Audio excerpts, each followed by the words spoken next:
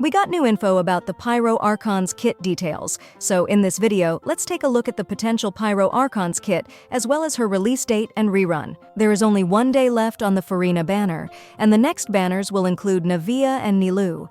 So if you want to save money on Genesis crystals, visit lootbar.gg. Here you can save up to 20% compared to in-game purchases. Let's try to buy 3,280 plus 600 Genesis crystals pack for $42, which costs $50 in-game. As you can see, on top of it being cheaper, you get an extra 5% discount, bringing the final price down to $40. So it's a whole 20% cost advantage compared to in-game purchases. We just have to enter the UID and choose a server.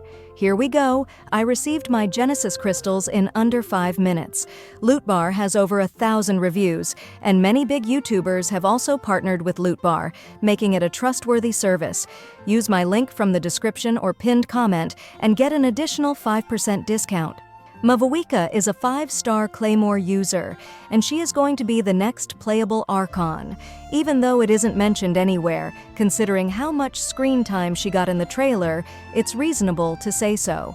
Her kit will provide survivability for your team, increased attack, and pyro infusion, so it will probably be something like a C6 Bennett. The Pyro Archon's role in the squad will be similar to other Archons.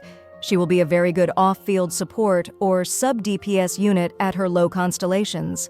After getting her C2, she can be a full DPS character. Sources also mentioned that all characters from Natlan can work well with pyro reactions.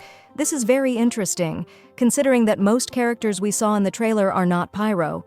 Or should I say there isn't a single pyro character?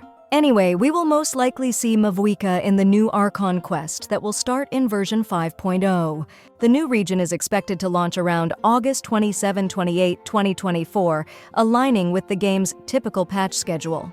In Genshin Impact, Archon releases typically occur during early patches of the game. Venti was released in the game's initial release, 1.0, and featured in the first banner.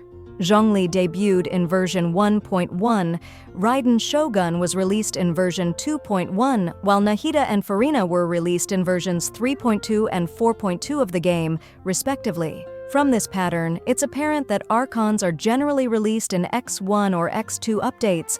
Given this trend, it's reasonable to speculate that the Pyro Archon, Mavuika, could be released in version 5.1 or 5.2, most likely in 5.2.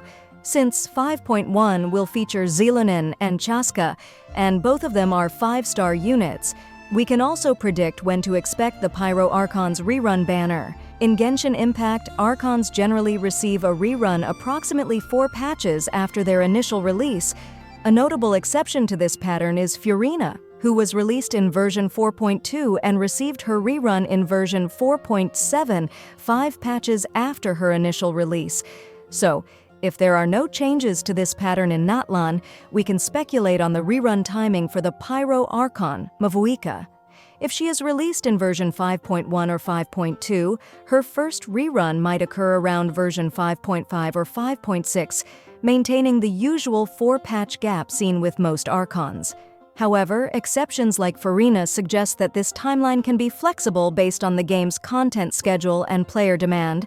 It's also worth noting that the early patches of a new region often come with generous amounts of free pulls.